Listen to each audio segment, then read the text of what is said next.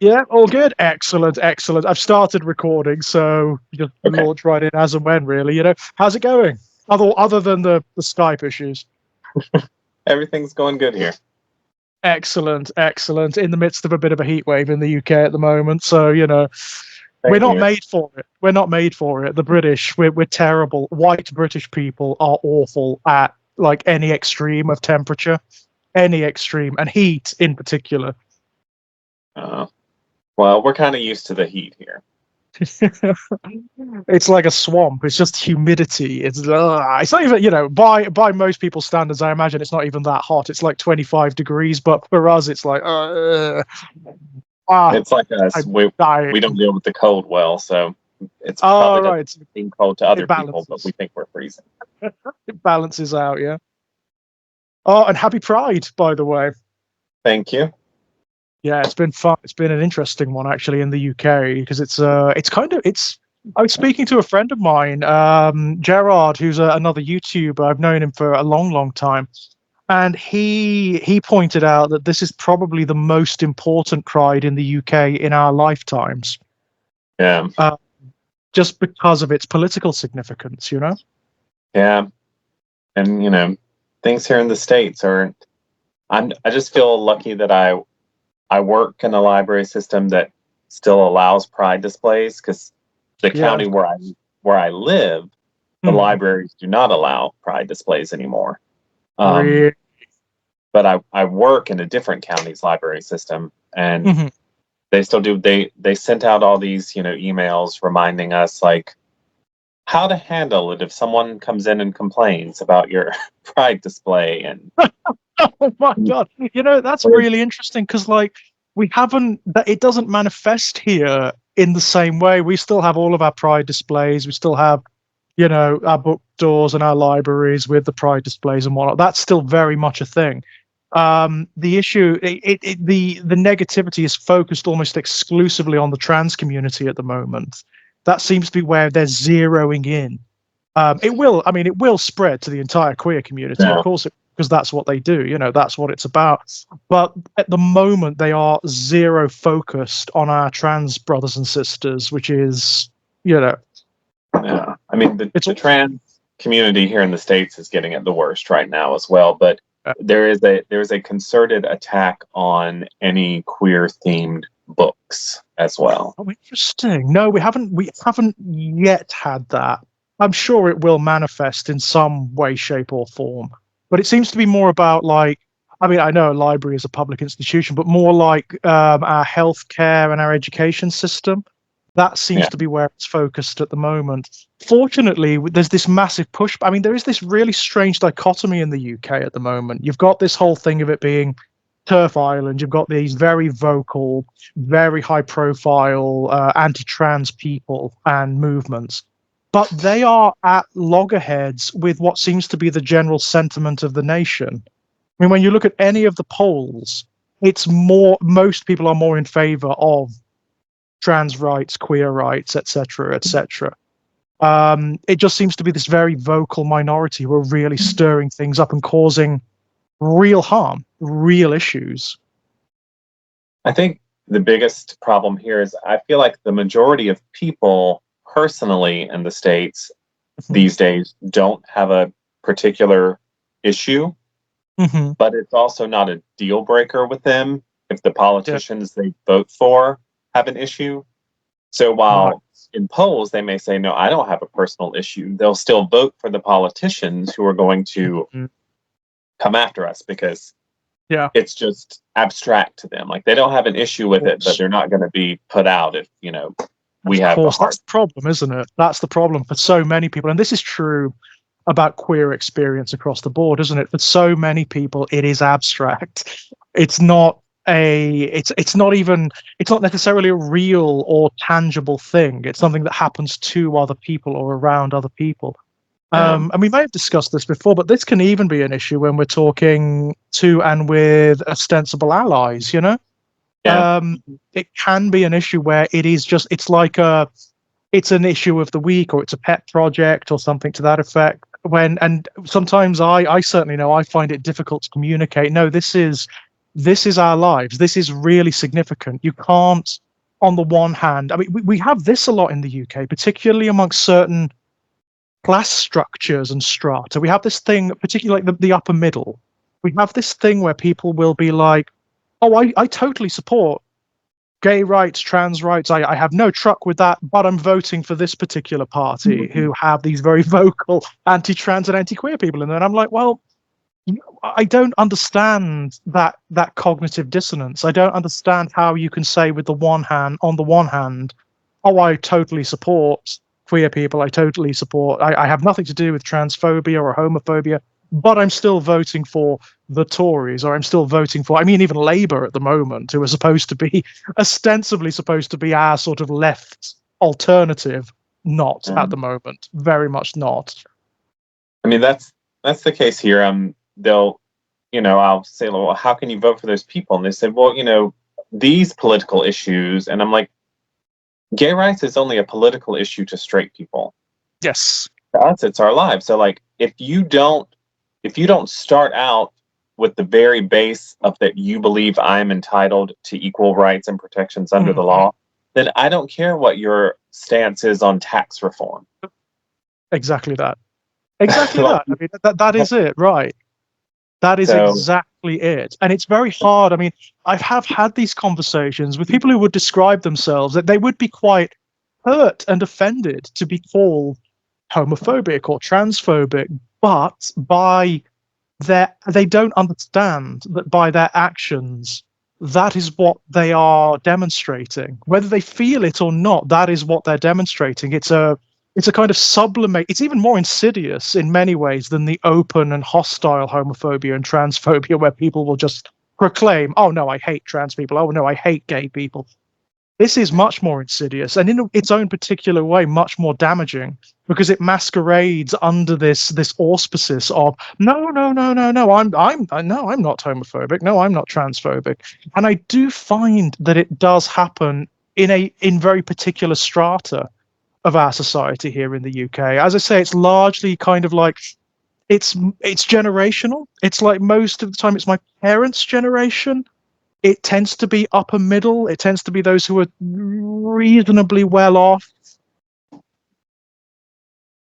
I don't know. Here it really does seem to be that I don't know if you're in the UK, you're familiar with Bill Maher, who hosts the TV show. Mm-hmm. But, he's very like, you need to learn to be friends with people on the other side. And I'm like, well, that's easy for you to say. Yeah, because absolutely. Like, I'm not going to be friends with someone who is voting to come after my family. Exactly that. Exactly that. There is no, there's no common ground there, is there? There's nothing to talk about. There is nothing to talk about. There's no middle ground. And what these people never seem to, I mean, you have Bill Maher there. We have the likes of, and it is slightly different. I find Bill Maher is a very particular kind of rather unpleasant grifter. I find most of what he says is largely insincere anyway. We have people like Stephen Fry. Now, Stephen Fry is a decent human being in many, many respects. Gay man himself, has done loads for gay rights here in the UK, loads. But again, he is operating in this class structure. He's a very rich man and has been a very rich man since he was a very young man. And that seems to have insulated him against some of the very real problems that people who are not in that particular bracket face when they come up against things like homophobia in their lives or transphobia in their lives.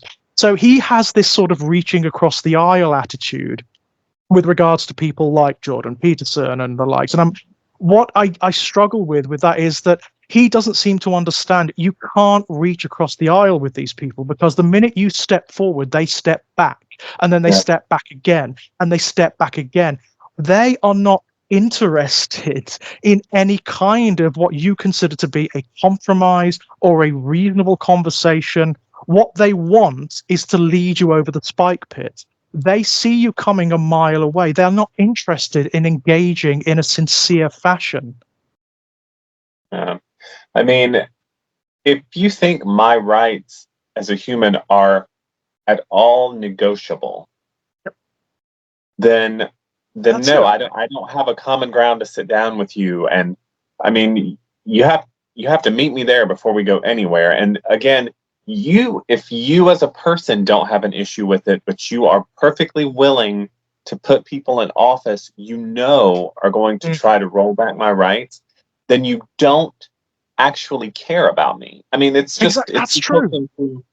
I mean, I am the kind of person where, because I know people will get on this subject and like you should separate the art from the artist. Like you should be able to read a writer that you disagree with personally. And I'm like, well, yeah, if what I disagree with is whether or not we like coffee, but like whether or not we agree that I deserve equal rights, no. And like, so no, Right. I'm not going to be reading a J.K. Rowling anymore, who is so vitriolic in her attack of the trans community. I'm like, so no, this isn't just, oh, well, I can disagree with her and still enjoy her stuff. No, if bigotry of any kind, racism, sexism, homophobia, transphobia, no, I'm not giving you my energy, my time, or my money. Absolutely. And also it pervades the work. That's what I find really interesting. When you bother to go back and look at Harry Potter these days, the signs are all there. There's so much in those books that's really problematic when you look at it in the cold light of day and in the context of what we now know about J.K. Rowling. I mean, I will say, it sounds terrible, but I hated it before it was fashionable. I remember when I was like 19, when Harry Potter first hit the shelves, when it was becoming a phenomenon. And Yeah. by that point, I was so immersed in fantasy. I've been reading it since I was like 3 years old. I'd read, the Chronicles of Narnia. I'd read The Lord of the Rings. I'd read everything by Alan Garner. I'd read Neil Gaiman and just everyone you could possibly think of who was a name in fantasy at the time. So when Harry Potter came along and it was this big thing, and this was before any notion of J.K. Rowling problematic politics was in the public sphere. I remember reading it and thinking to myself, I don't get it. I do not understand why it is such a phenomenon. It's been done before.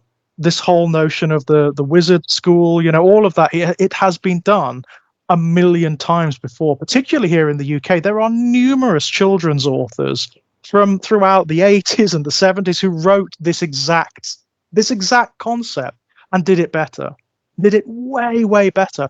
And I remember having arguments with people in my like history classes and my English classes at school that I just don't get the appeal. I don't get the appeal. I found it very Pikachu, and and it's something I've always had a problem with Harry Potter. The way it markets magic, so genuine miracles. The characters in Harry Potter can do genuine miracles. They can alter the nature of reality with a few words or a wave of their wands and whatnot.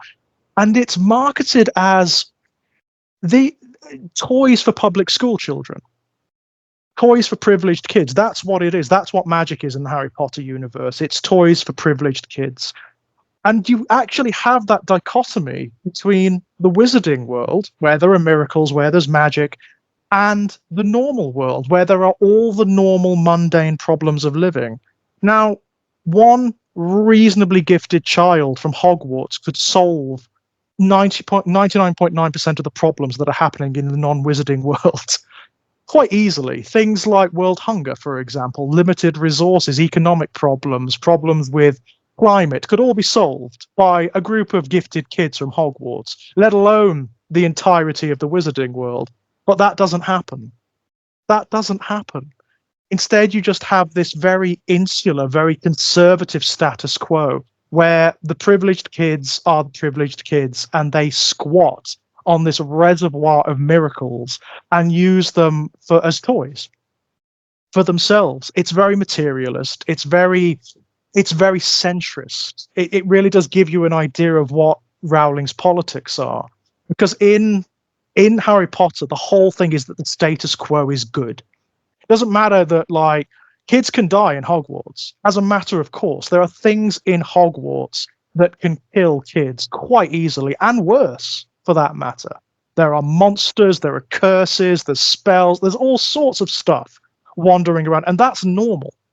That's the normal status quo in Hogwarts. But because it is the status quo, and anything that is status quo is de facto good in Rowling's mind, that's what you get. That's what you get at the very end of Harry Potter, just a restoration of what is an evidently malevolent and negative status quo. It's like the only one who wants to actually change things is the frigging bad guy. The only one who actually wants to do anything with magic is the absolute fascist bad guy. It's like, Rowling, this is not very, in moral terms, this is really problematic. This is really problematic. I mean, Ursula K. Le Guin read it when it was first published, and she hasn't been particularly excoriating about it, but she did publish a very short statement where she said, I find it to be morally mean-spirited. And I couldn't agree more.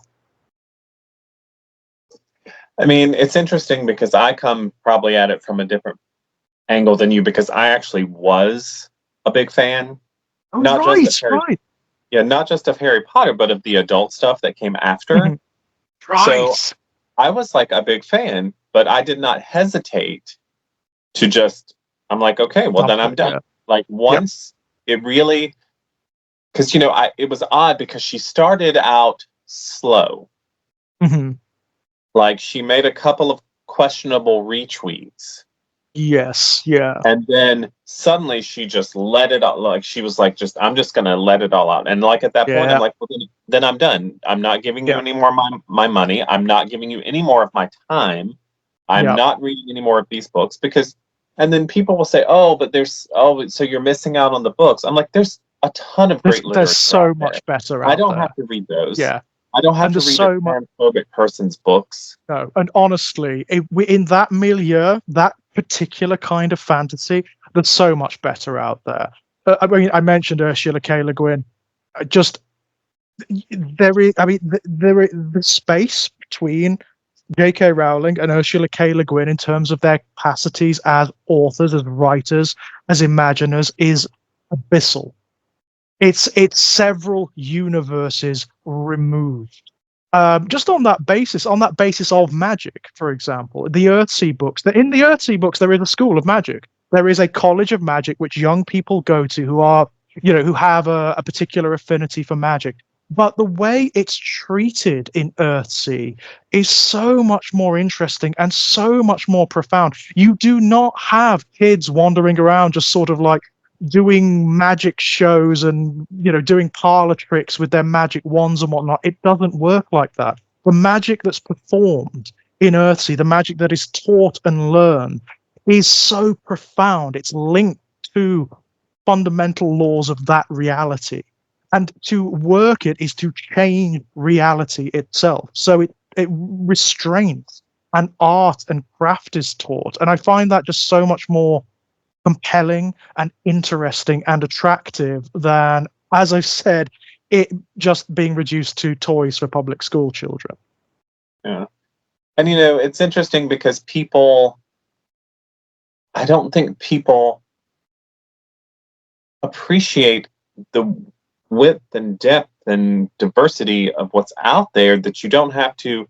I mean, even when I do these little reading challenges for myself, like this year, I'm only reading queer authors. I'm calling it my year of queer.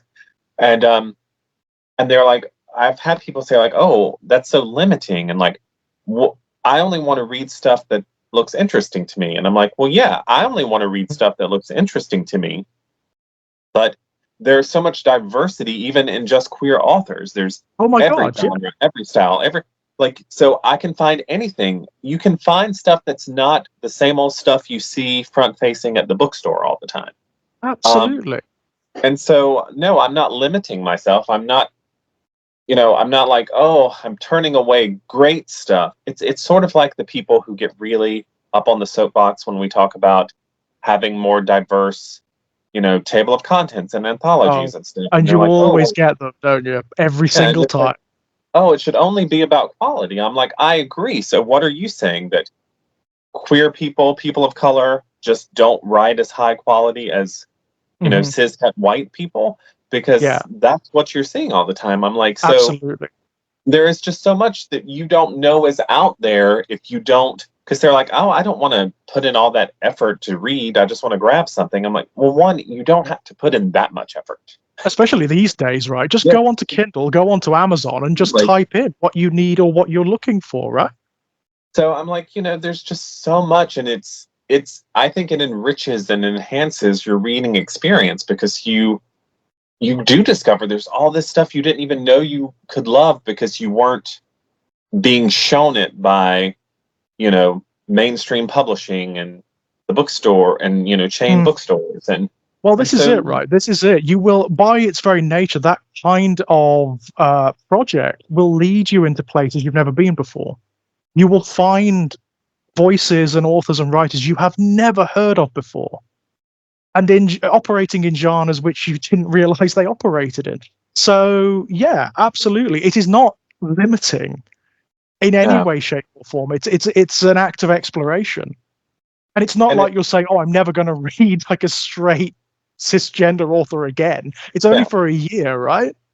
yeah. Although, but I feel like maybe what's that is going to do is it's going to introduce me, and it has been introducing me to, because even as a queer person, I grew up in the 80s in the South of the United States.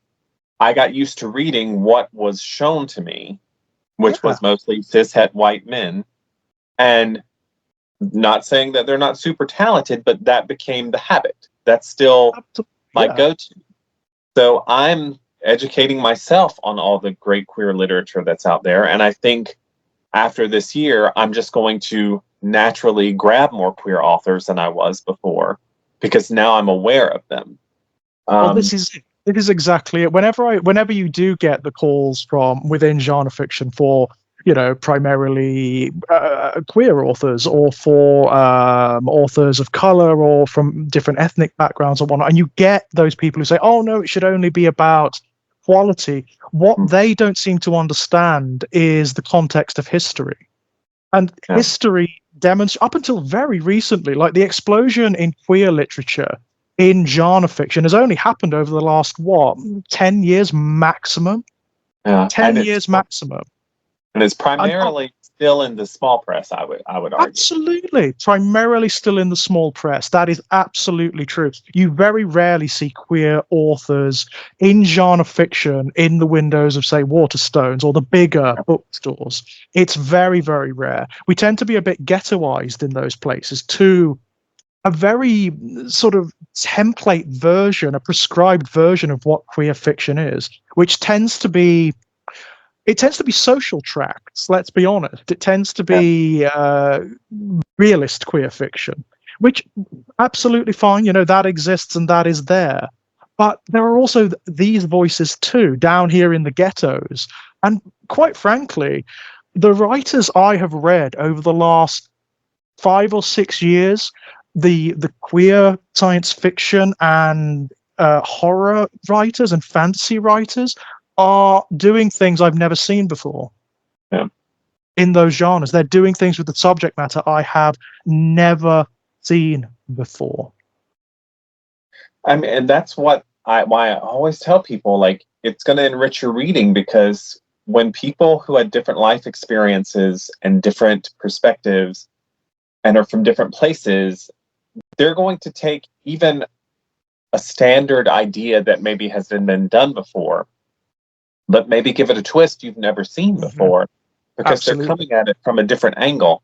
I mean, and it's all, and it's not just always about queer or people of color. Like, I remember getting into a conversation with someone about how I could always tell it was an older writer when they went out of the way to disable cell phones.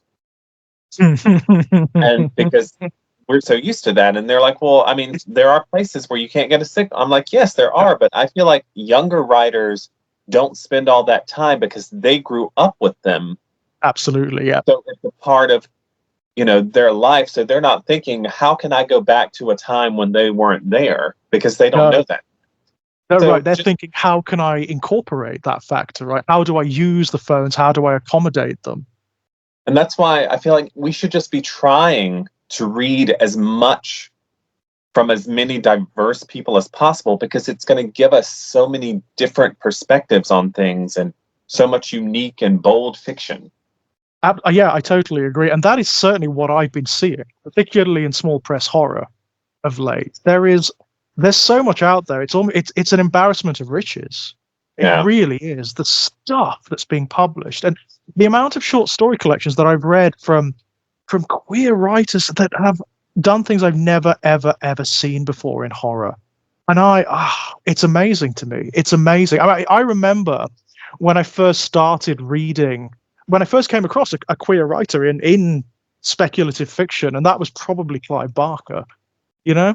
and it blew my mind. It was like, it's hard to describe, I think, to many people who are, maybe straight, cisgender, who have always had this, right? They've always had Stephen King, they've always had James Herbert, they've always had Peter Straub, etc., etc. When you first realize that this is possible, that you can actually explore these experiences and these identities through the genre that you love, through the subjects that you love, that you can have gay characters or trans characters in a horror narrative or in a fantasy narrative, that is mind-blowing when you first come across it. And I can even see, like with Clive Barker, there's something about him, even if he's writing a story without a blatant queer character in it, there's I don't know how to explain it, but there's a queer aesthetic to what he's writing, because he knows what it's like to have been on the outside and to have been a marginalized person. And I even see that he's he doesn't publish anymore, but in the 80s and 90s, a big name in horror was John Saul. Yeah, I remember John Saul. Yeah, who is a gay man.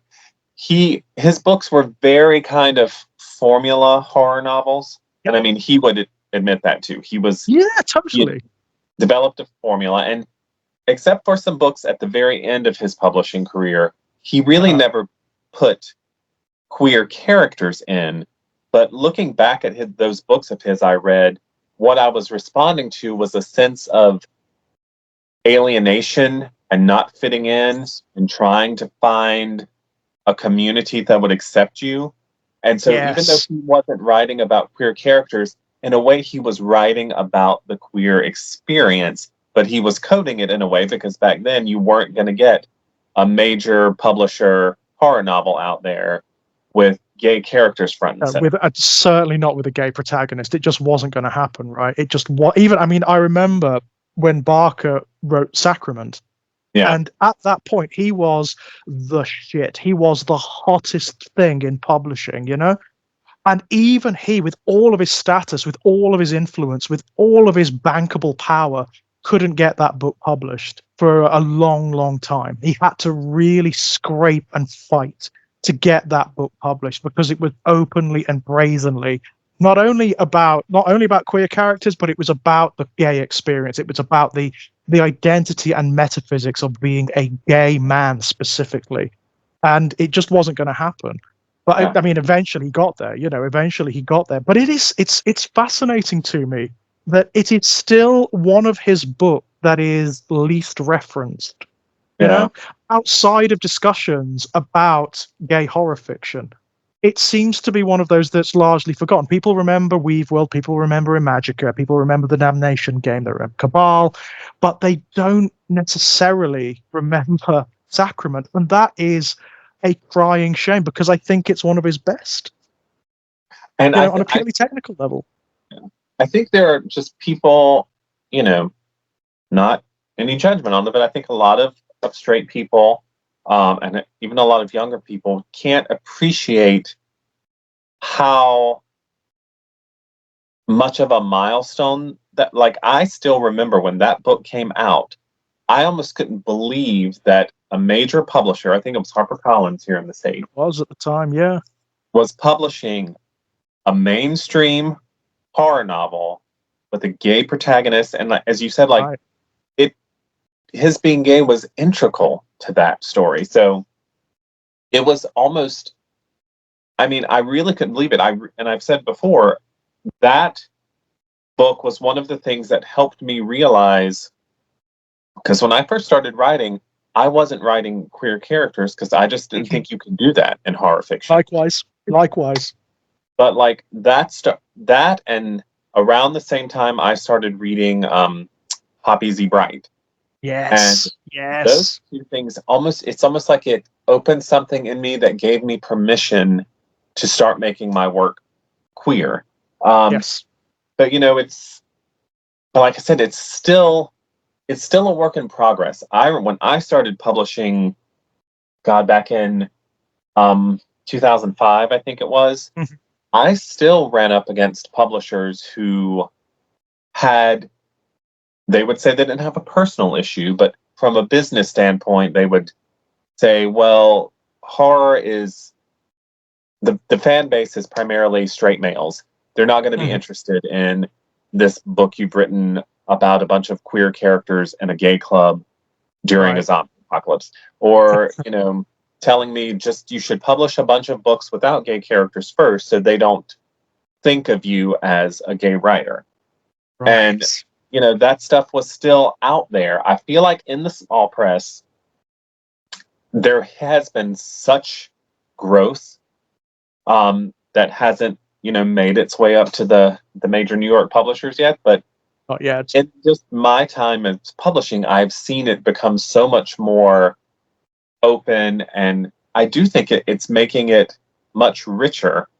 And I don't know. That's why it always kills me when I still run up against those people who, they'll tell me, oh, it's getting too woke or something. And I'm like, Oh, yeah, it's whatever that just means. finally reflecting life, because we are. That's it, right? Because we're Because here, right? I was having a conversation with someone. I'm like, I mean, gay people, we are insidious, and that we just Yeah, crop up everywhere in every family. absolutely. So everywhere you have ever been, if you go into any room with a substantial number of people, there are gay people there. There are gay people there. Absolutely, yes. And from my perspective, everywhere I go, there's at least one gay person there. Mm-hmm. So, Mm-hmm. because people will say, well, it needs to feel organic. And to me, I'm like, it's always organic because we're It's everywhere. always, yeah, absolutely. Yeah. That is something you run up against a lot, I find, because it's not what they consider to be their lived experience, even though it kind of is, they just don't realize. They think that any like inclusion of an openly gay or openly trans character is some kind of contrivance rather than something that's integral or part of the story. And I find that just bizarre. I love the way, actually, you mentioned Poppy Z. Brite earlier, Billy Martin, as he's known now. I love the way he gets around it, which is make everyone gay. Yeah. Just make every character gay. Talk about like what it is to operate in almost exclusively gay circles. So you get the likes of Exquisite Corpse, for example, which is one of my once a year, every year books. Yeah. That book was, you were describing the experience earlier of realizing what you can do as a gay person in fiction. I remember reading that for the first time and falling off my chair, basically. I could not believe what Billy had done with that book. I couldn't believe that you could write that way. You could write the gay experience so sincerely, warts and all, every aspect of it, and make it work so beautifully. That book, I mean, I have to prepare for it because it does affect me powerfully whenever I read it on every level. It's interesting because I do think people just got so used to never seeing us represented in a certain type of fiction that Yeah. it feels in a weird way assaultive to them Yeah. when we start popping up now. But I'm like, again, that's always been the world. You just, and that's why I'm like, when people, I did have someone tell me one time he'd read a book of mine, and he had really nice things to say about it, but Mhm. he commented on the fact that the majority of the characters were either queer or Uh-huh. women, and he was like, you need to have somebody in there that the straight male readers can relate to. And my Ah, response was, they can relate to the queer characters yeah, because as a queer person, I grew up always relating to the straight characters because that's all I got. So I learned to make exactly. transition in my head. Now it's their time to make that transition, and they can relate Exactly. to queer people. Yeah, I mean, by that reasoning, you would never tell a straight writer you have to give the gay people somebody to relate to. Like absolutely. they just know we know how to make that transition. Uh-huh. Um, and I saw an interview with Harvey Firestein or Mhm. Harvey Firestein, the actor. I think this was back. I don't know if you ever saw. This was in the '90s. They did a documentary called "The Celluloid Closet," No, which was I don't about. think I've seen that one. Oh, it's really good. It's about queer representation. It's based on a book by Vito Russo, but about queer representation in film throughout history. And they were interviewing Harvey Firestein, and he was talking about when people would come up to him when he had his first big success with his Broadway play Torch Song Trilogy, which they eventually made into a movie, and they would say, "Oh, what's great about your work is it's universal." And he would be almost offended and just be like, "Well, no, it's queer. Like, Yeah. I didn't grow up with these stories, so I made a story for queer people, and it's Uh, great if you can now apply it to your own life, but Yeah. not everything has to be made for you." This is it, right? This is it. There is this sense you were talking earlier about how they take it almost like an assault. I would say they take it like an invasion. You know, Yeah, there is this sense that we are somehow trespassing on sacred ground or on someone's lawn. And that's implicit in the language that's used in reference to us. I mean, I was talking to my friend Gerard about the word tolerance, you know?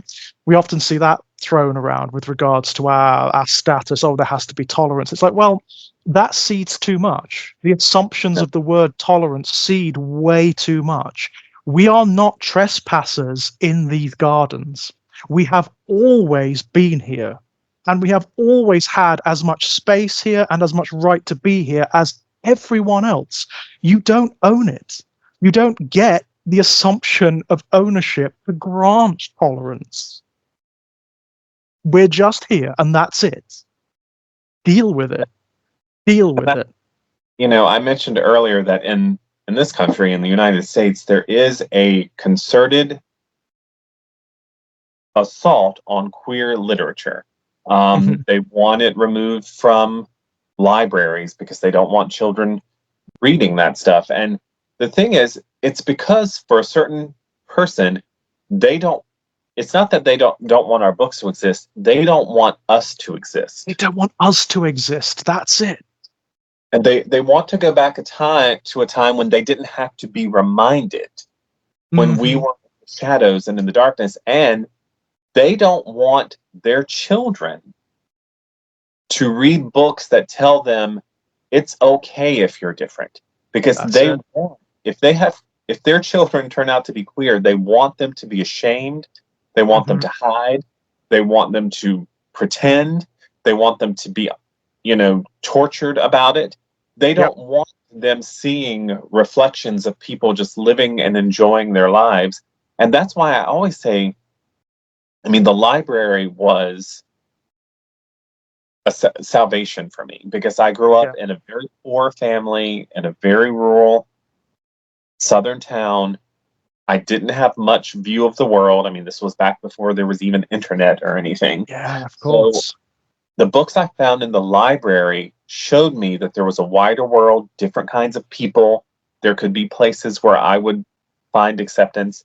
And that's why, people always say, well, it's up to the parent what their children read. And I always feel like children need the ability to find some books their parents don't approve of, because some parents Absolutely. are just shitty Yeah. and they want their children to be miserable, Yep. and they need to find that. So, I just that's why I'm a huge library pusher, and it does kill me when I see places that are actually caving into this, because the library is supposed to be for everyone. Yeah, Um, yeah.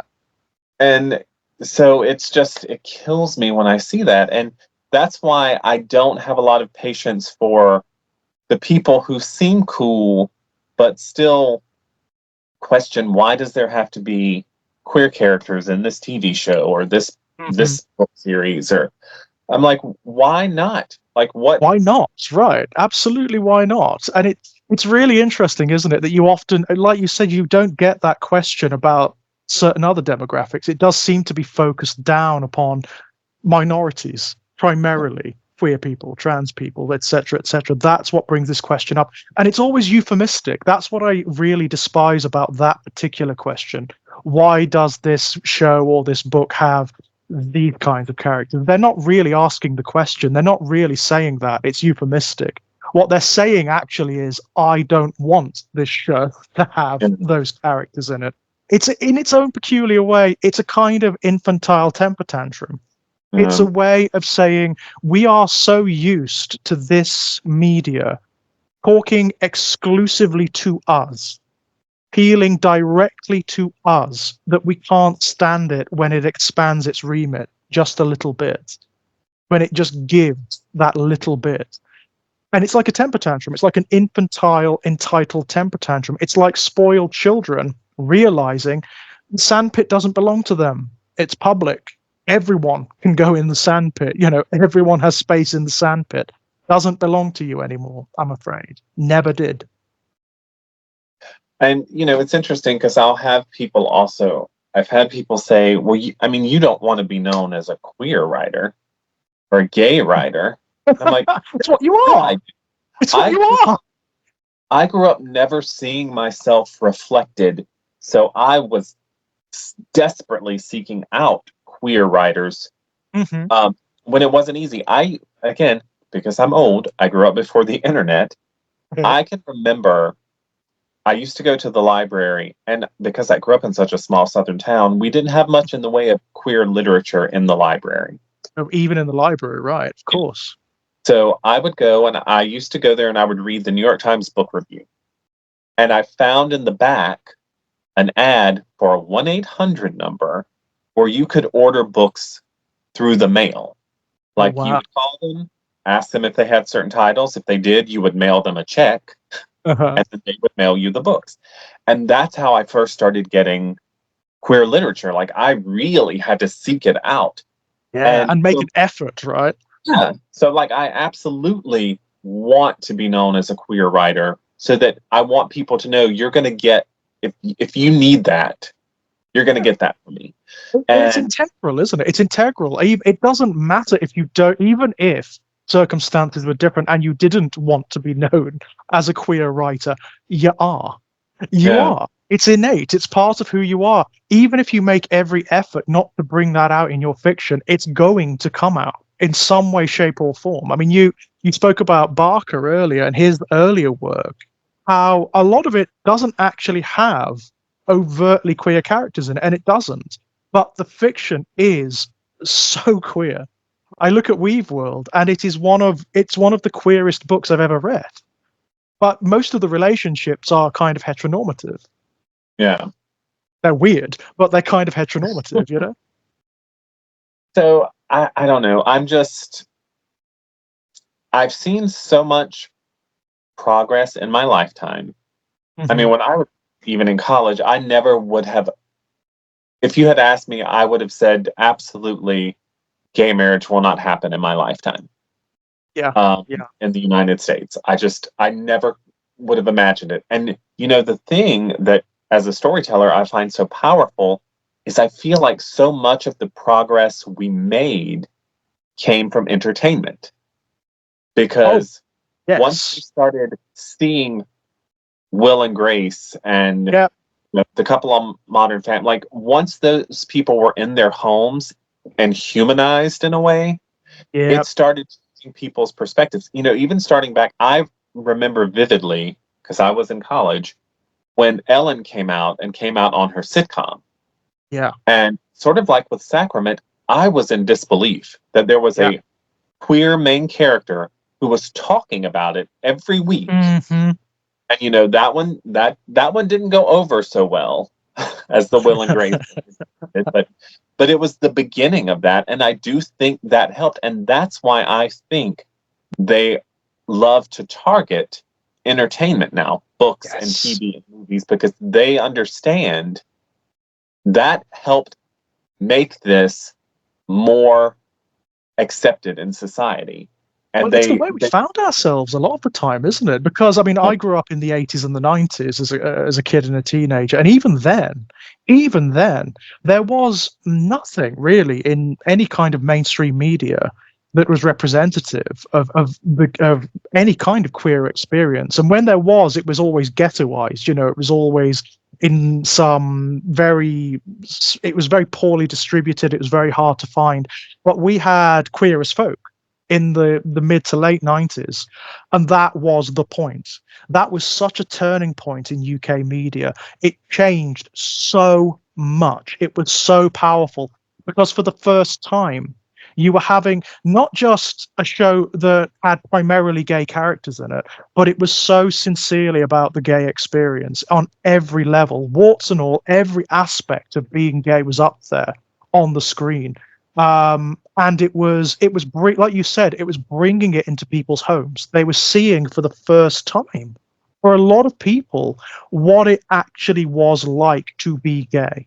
And it was a watershed moment. It was a watershed moment. After that, we started to get a lot of it actually in the UK. That we started to get a lot of queer fiction and queer characters in mainstream television. Suddenly, after Queer as Folk, you get gay characters in the established old school soap operas that have been running since the 1950s, like EastEnders and Coronation Street.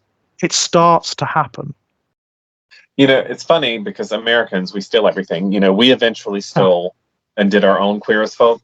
It's not as good. It goes to show how the perception is, because at that time you had Ellen, then we had the American Queer as Folk, and then we had the first iteration of Queer Eye for the Straight Guy. Of course. And TV Guide here did an article that it was titled TV's Gay Explosion. 3 shows.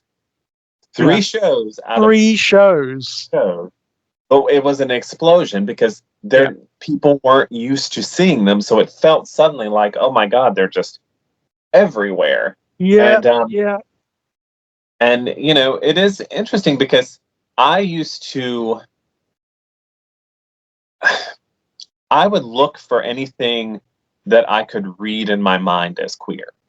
Like, it might not be a queer character, but they're a queerish character. So I'm going to gravitate.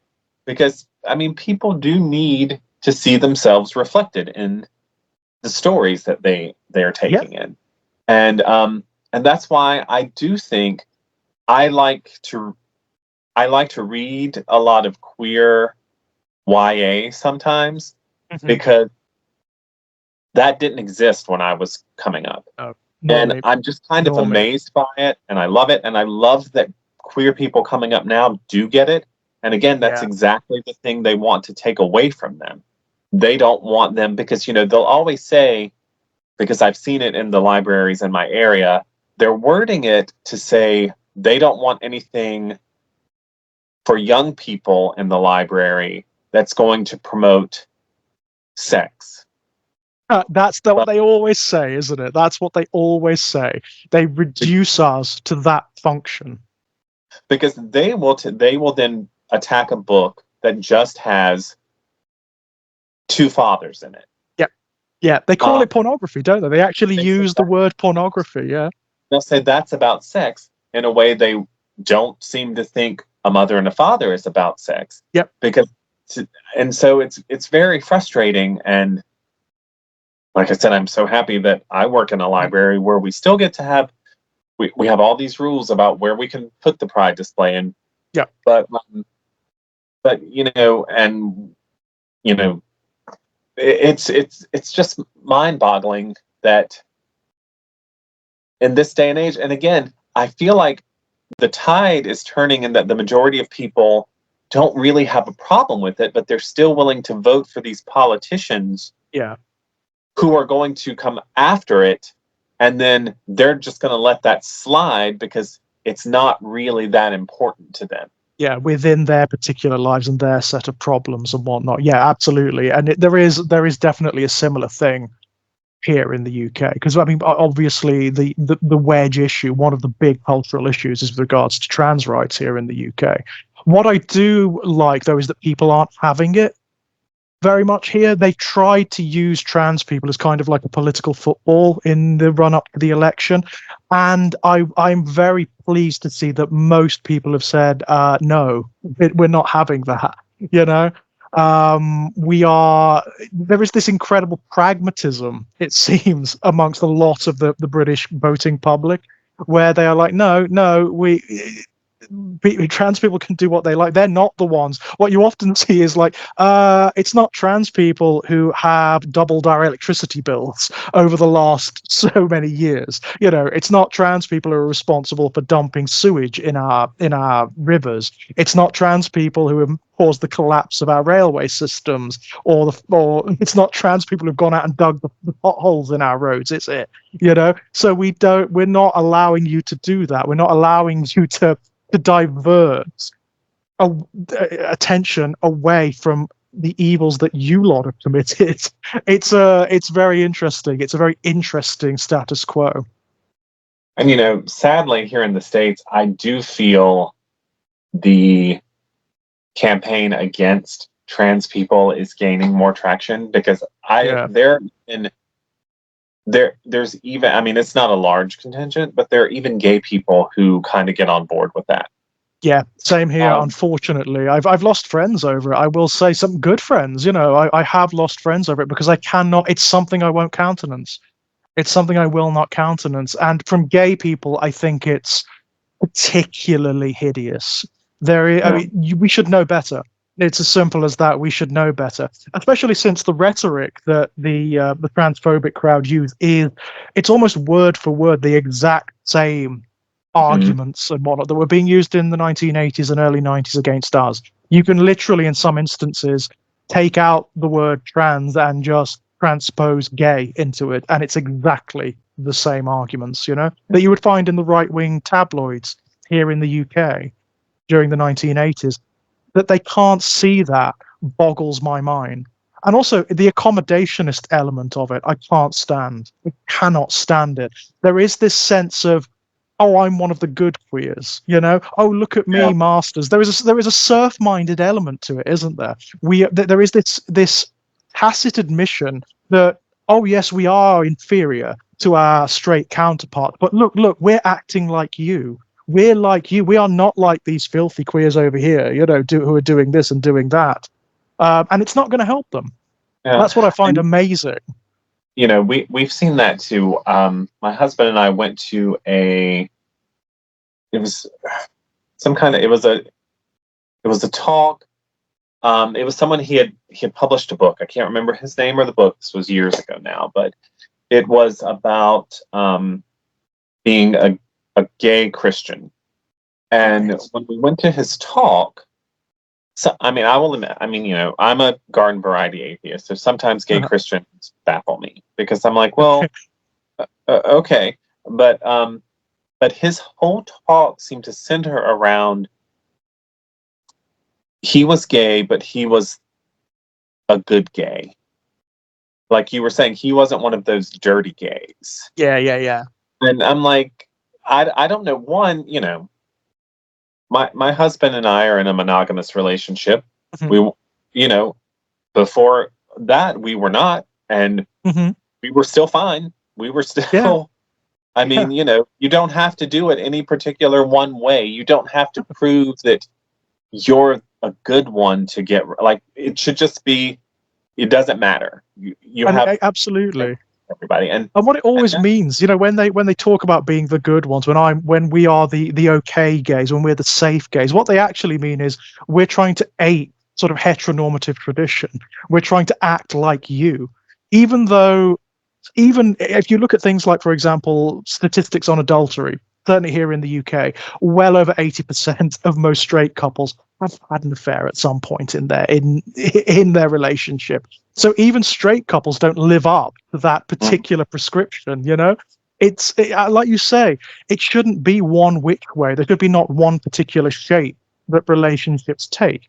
As long as there's no coercion or abuse taking place, it shouldn't matter one way or the other, right?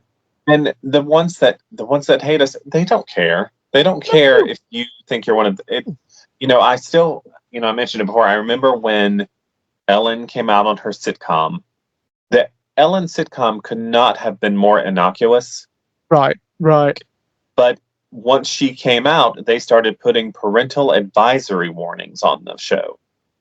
Not because anything particularly risque was happening, just because she was gay. It didn't matter if she fact of her being gay. And I'm like, you know, that it's weird how, yes, we've made a lot of progress in my lifetime, but that wasn't that long ago, and I already feel like people are kind of forgetting, and I think that makes it easier for them to come for us because people aren't taking it seriously because they don't remember that just not too long ago this was happening. So I mean, look at the 1980s, and that wasn't terribly long ago historically at all, and that was one of certainly here in the UK, one of the darkest periods to be gay. There was so much happening at that time that was just destroying our communities, destroying everything about us. And it was, I mean, obviously the AIDS epidemic was a big part of that, but there was lots of other stuff as well. Attempts to criminalize us, Section 28 here in the UK, which basically made it illegal to, the wording was so ridiculously vague, promote homosexuality in the classroom, whatever the hell that means. And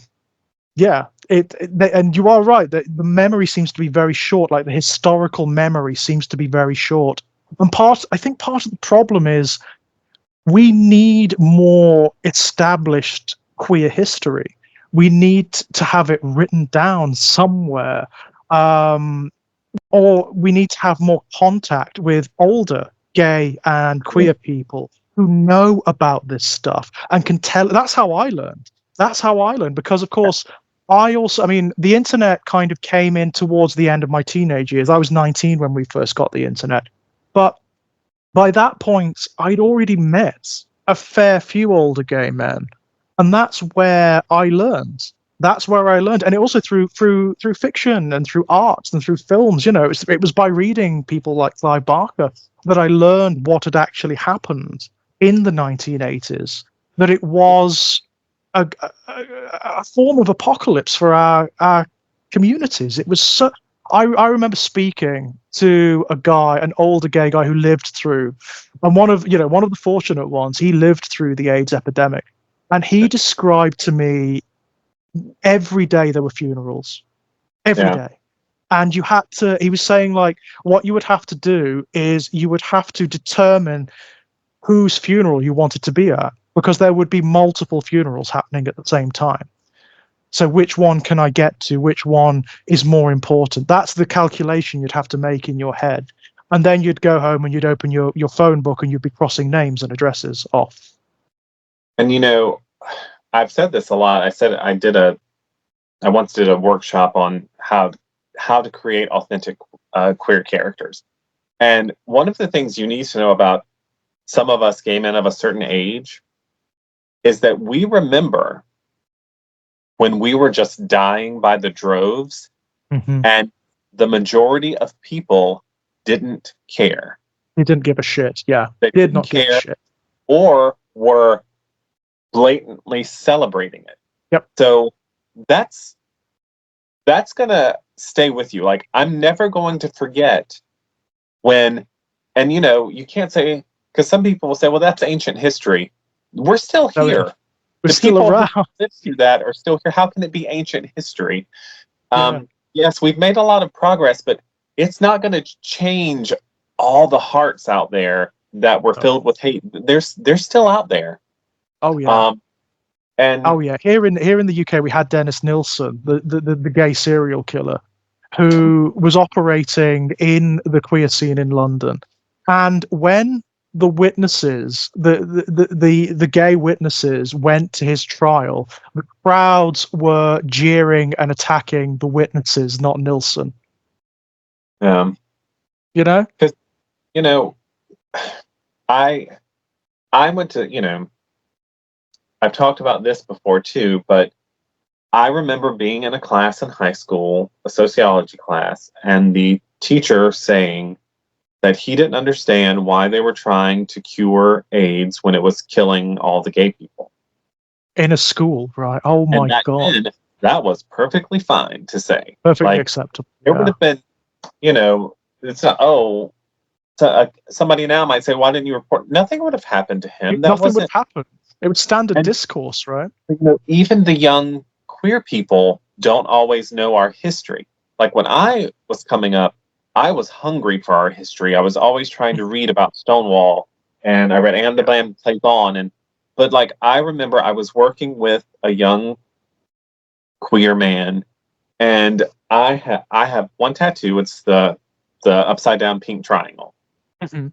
and he noticed it one day, and he said, "Is that some kind of Chinese character?" And I said, "This is the gay pride symbol." Yeah, He was yeah. like, I've never seen that." And I said, it came from From the in concentration World War camps. II Yeah. in concentration camps. This was the 70s, and he said there were gay people in the concentration camps. And I'm Yeah. like, Yeah. it's weird to me that they, and not all young people, but it seems like a lot of them aren't interested. Hmm. And I think, in some ways, they've grown up in a different world where they do see themselves Definitely. represented more, um, and which is good. I mean, that's part of Yeah, what. that's great. But it also, I'm afraid, makes them complacent. So that Yes. when stuff Yes. starts happening again and they're trying to roll back progress, they're not taking it as seriously because they don't really know the history. Yeah.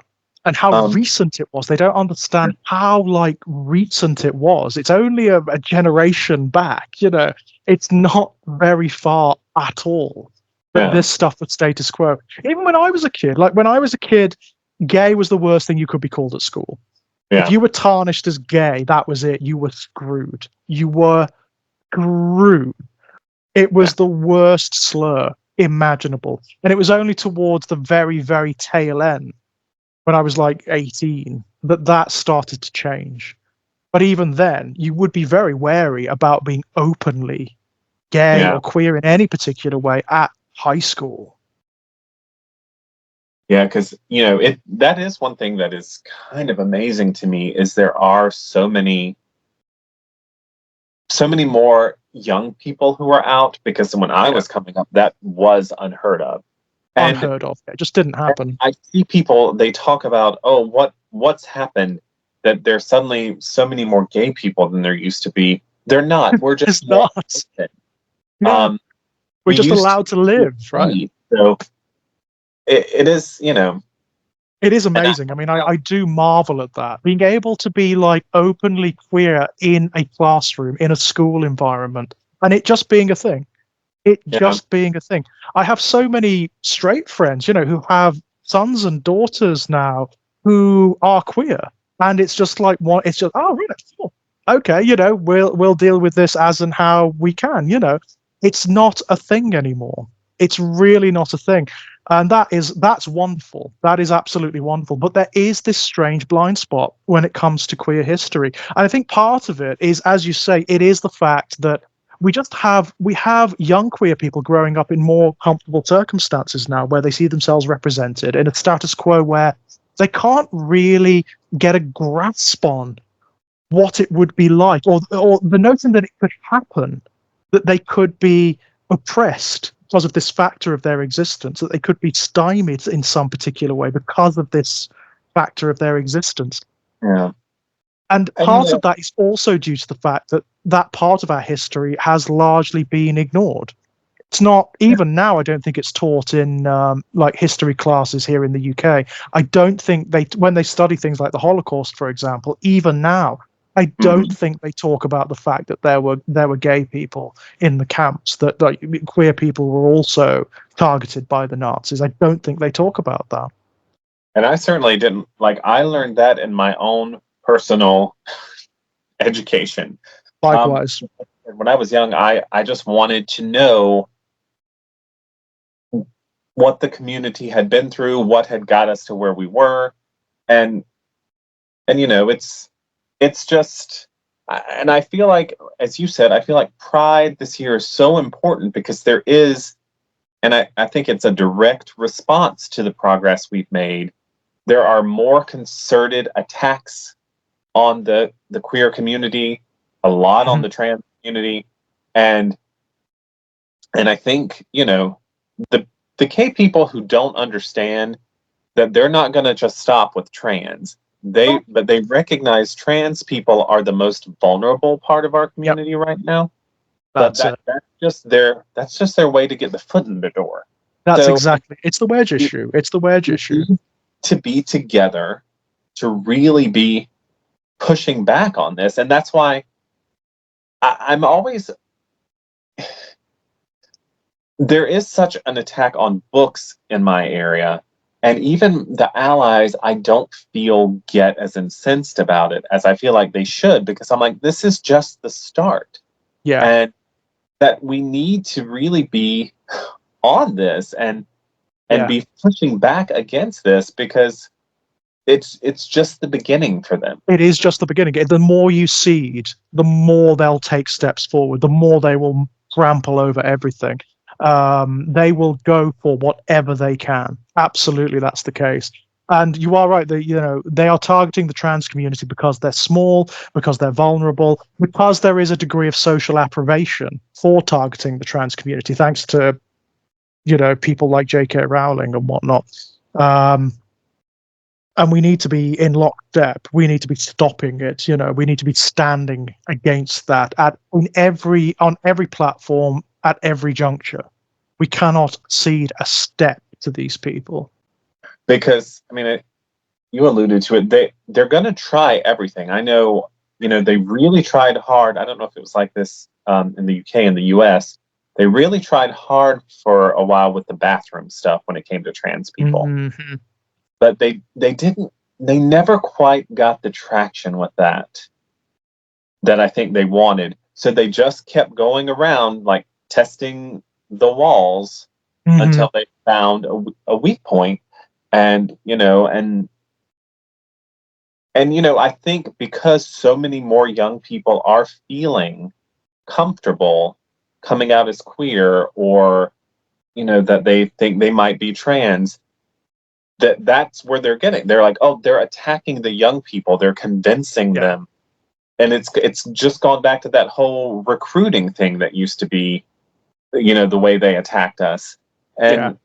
And that's It's that why. whole thing of infantilization, isn't it? There's like a forced infantilization. You see this with like masc femme trans people. They always treat them as though they are deluded little girls, as though they have some sort. They've been inculcated into some hideous trans conspiracy, and that's why they think that they are trans. It's not because that's actually what they are. Yeah. The way they infantilize as a means of attacking the entire community is unbelievable. And and the whole, the non-binary issue, and people act like the whole pronoun thing is some horrible Yeah, conspiracy, and I'm like, what is that doing to your life if someone exactly. wants to be called they? Yeah, Like, that really, it does nothing to you. it does absolutely nothing. You are quite happy to call inanimate objects she or he or I know. that or they and give them names. You are quite happy to refer to people by different names when they get married. So, it's nonsense. It is contrived nonsense. It doesn't inconvenience anyone who is not, quite frankly, a complete simpleton. And So, it really boils down to, we have not, as much progress as we have made, we have not completely let go of those traditional gender role ideas. yeah, that's And true. my husband and I were watching a video from a gay man Mhm. who was going on and on about how non-binary was so stupid, and he said he thinks that came from the fact that people were too caught up in gender stereotypes, that a woman is like this and a man is like this, but I'm a woman and I don't want to be like this, but I'm not a man, so I must be non-binary. But then he turns around and talks about having a trans man in his class, because he was a college professor, who wanted to be called he, but didn't present in a traditional male way, so the professor didn't feel the need to honor that. But I'm like, on one hand, you're saying people shouldn't be so caught up on gender roles and stereotypes, right. but then you are not going to honor a trans man's wish because he's not presenting in the traditional stereotypical male. Like, we are too caught up in what makes a woman and what makes a man and how they dress and how they act and what they do. And it's very frustrating. This is the most amazing thing. When you scratch the VT crowd, what you find is old school patriarchal misogynists underneath. They have this obsession with very traditional notions of what women should be and of what men should be. And as a result of that, of course, you're also getting a situation where cisgender women are being harassed and attacked and assaulted because they don't conform to patriarchal standards of what women are supposed to be. They present as quite masculine or as bigger than what these people think women should be, and as a result they are being harassed when they enter bathrooms or when they enter this space or that space. They are underneath it. They don't realize it half the time, but they are reinforcing patriarchal standards of what women could be, quote unquote. It's the most amazing thing. I don't know. It's the United States. There's been a lot of progress for women too, but there's still a lot of people, a lot of men in this country who just don't like strong, independent, opinionated women. And it's funny. Like, Craig and I will sometimes watch this old sitcom from the 70s called All in the Family. Which dealt with a lot of social issues of the 70s. But the sad thing is, they're still almost all completely relevant. Like, for all the progress we've made, we're still dealing with a lot of the exact same problems from the 70s. From the 1970s, yeah. And that's a bit of an indictment, quite frankly, isn't it? We shouldn't be. We shouldn't be. We should have put that to bed by this point. But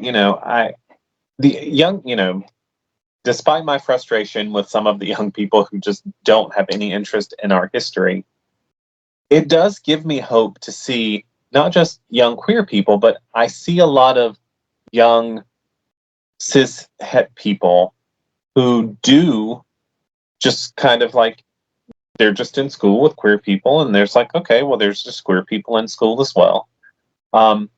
And I feel like if these people can keep that, if these young people can keep that as they get older and not let the old politicians influence them, then we do have a brighter future out there.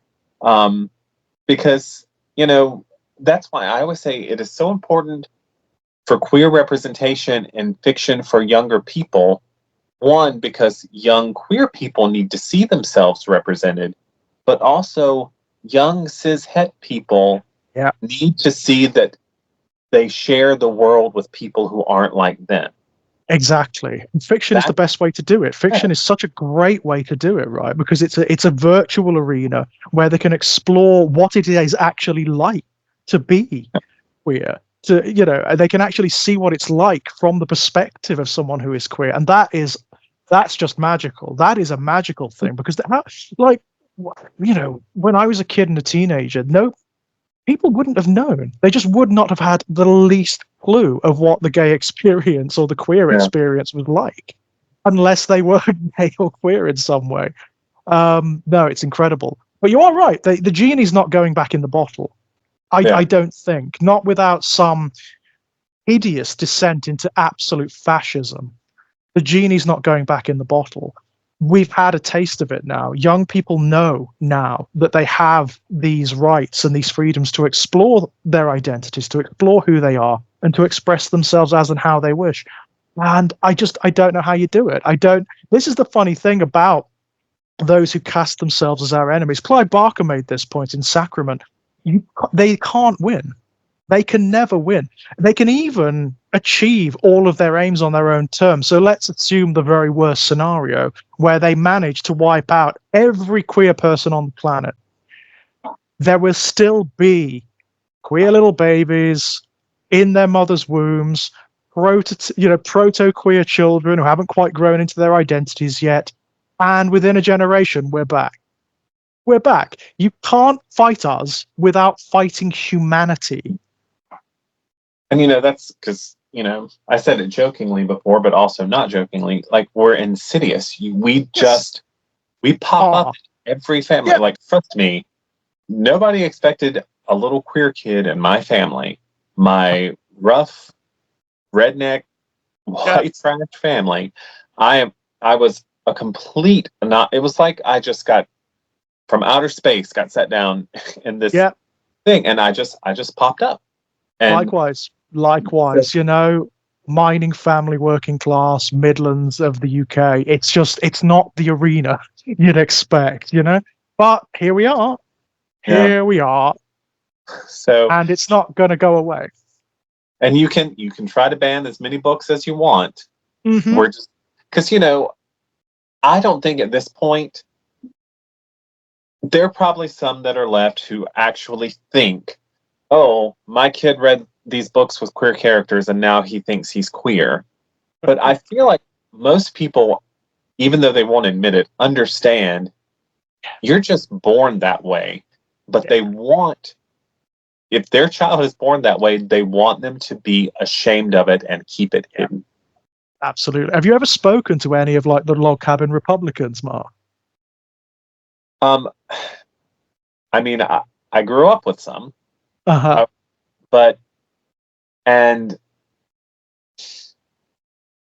I can't say I kind of distance myself from those because it's like that was with the gay Christians too. Like, I don't understand. Like, I understand. Okay, so maybe you think about these issues more like they do.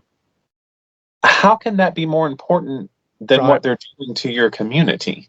Yeah, the ones I've interacted with, and I don't, like yourself, I don't do it anymore. This is from a younger time when I actually used to argue with people on the internet. I don't anymore.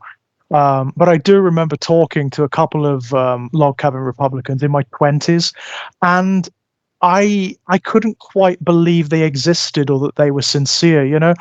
I have never met anyone or spoken with anyone from any background of any ideological position so in conflict with themselves. They seem to have internalized this narrative that they are innately inferior, but they accept totally they were born gay. They accept that completely, but they have accepted their culture's imposition that they are somehow inferior to their straight counterparts. They consider it to be almost like a disease, and it's something they're just going to have to live with, And this is incredible. I've never met anyone so screwed up, quite frankly. I deal with mental health quite a lot in both my personal and professional life, but I have never met anyone so in conflict with themselves as those people. Because I went to college with one, and it was amazing to me because he did believe he was born gay, but he had so much self-loathing. Yeah. And he so desperately wanted to be accepted by the very people who hated him. And I don't know, he was probably the most extreme example, but most of the ones I have talked to have this idea of like, well, I'm against abortion. And I'm like, that's great, but they hate us. What they hate us, They think if I agree with them on these things, they'll let me in. I'm like, no, not really. They're not really going to let you in. You may be the last on the train, right? But you will be on the train. It's as simple as that. With all these other queers that you loathe, that you pretend not to like, right? Even though you are secretly seeking them out at bathhouses and on Grindr all the time, it's yeah, you are going to be with the rest of us, and you'll be bleating all the way. But I'm one of the good ones. It's not going to Yeah. make any difference. We're all filthy. We're all common queers. We're all the same in the eyes of those who want us exterminated. We are all the same, and all So, equally worthy of condemnation. I don't understand that, because why would you want to be part of a group that actively works against you, no matter Yeah. what else you might agree with them on? Mm-hmm. You don't. They hate us. And Yeah, I'm like, I have the same thing here. I mean, with like gay Tories, gay conservatives. I don't understand. Again, we come back to this thing of being ignorant of our history. What the presiding Tory party did in the 1980s, or rather did not do, with regards to the AIDS epidemic, the way they just, because it was considered to be a gay disease at that time, they just left us all to die. Just let it happen. And the body count, they only started to move when one of their own actually caught AIDS, and then they started to do something about it. When straight people started to publicly come forward and say, "I have AIDS and I am straight," this is not a queer disease, this is not a gay disease. That's when movements started to happen. But by that point, it had already desolated the communities here. no. I mean, here in the States, that turning point was probably when Magic Johnson. Right.